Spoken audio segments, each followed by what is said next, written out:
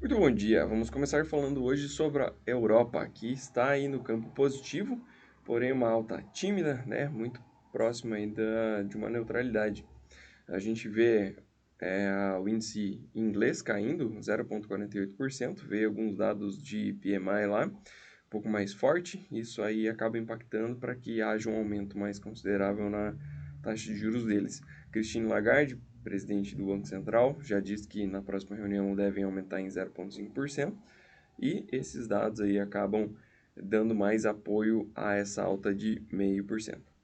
No lado do Pacífico, Ásia e Pacífico, vemos aí apenas Xangai fechando negativo, né, caindo 0,19%. Durante aí a madrugada, a gente teve uma sinalização dos planejadores chineses vindo com uma intenção de crescimento no PIB de 5% para este ano. Basicamente, aí eles enfrentam algumas questões como retomada do consumo, o setor imobiliário lá ainda anda muito fraco, e isso aí acabou passando a sensação de que realmente os 3 anos duros de Covid lá, de medidas, né, anti-Covid, afetaram demais a economia. Porém, vale lembrar que no ano passado a China cresceu sem planejamento mais de 3%, né? Então, para eles dizerem que vão crescer 5% com planejamento, é um negócio que pode vir melhor. É isso que o mercado está olhando. O dado em si ele foi ruim, porque o mercado esperava de 5,5% a 6% e veio 5%, né? Porém, novamente, sem um planejamento e com várias restrições, eles cresceram mais de 3%. Então, eu acho que planejando, realmente esse crescimento pode ser maior. Quem sentiu bastante com essa notícia foi os mercados de metais, então principalmente aí o minério de ferro, né? Está muito ligado à parte de construção, e isso aí pode acabar afetando a Vale e, consequentemente, a nossa bolsa, tá? Mas continuando, falando dos futuros, futuro de S&P, futuro de Nasdaq, trabalhando no negativo, negativo muito tímido também, né? Muito próximo da estabilidade. Para hoje a gente tem um dólar um pouco mais forte contra as principais moedas do mundo, subindo 0,10% no momento, e um dólar mais forte também contra países emergentes. Do lado das commodities, como eu falei, o minério de ferro tendo uma queda expressiva no dia de hoje, caindo 2,13%. O petróleo também refletindo uma expectativa de menor consumo devido a essa também expectativa de um crescimento menor do que era pautado pelo mercado, né, pensando em termos de China. Então, o petróleo hoje caindo 1,56%, mas ainda acima dos US$ 78 o barril, que é um preço bem interessante aí para Petrobras. Nas agrícolas, a gente vê também as agrícolas seguindo o mesmo caminho, principalmente do petróleo, né?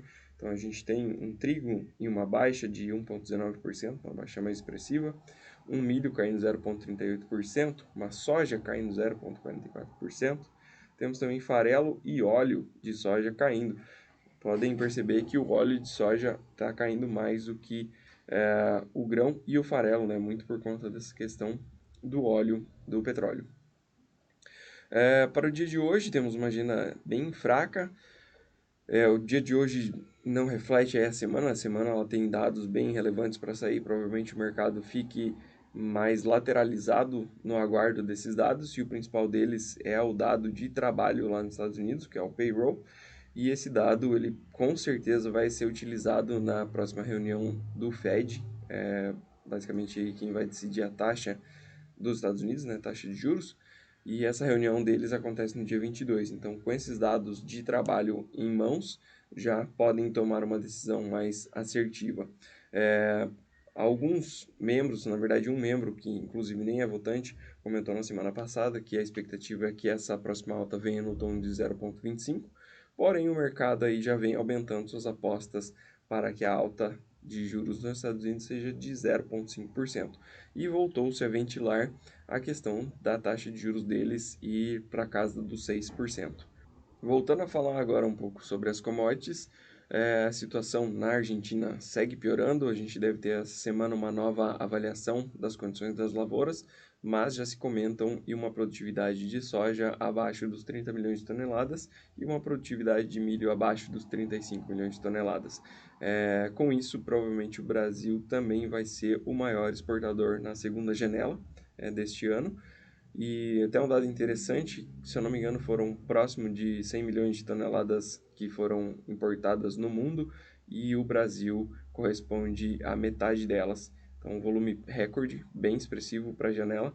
E a gente deve continuar assim, porque na segunda janela, Estados Unidos vai focar mais no escoamento da soja. Então a gente vai ficar com esse mercado para nós mesmos.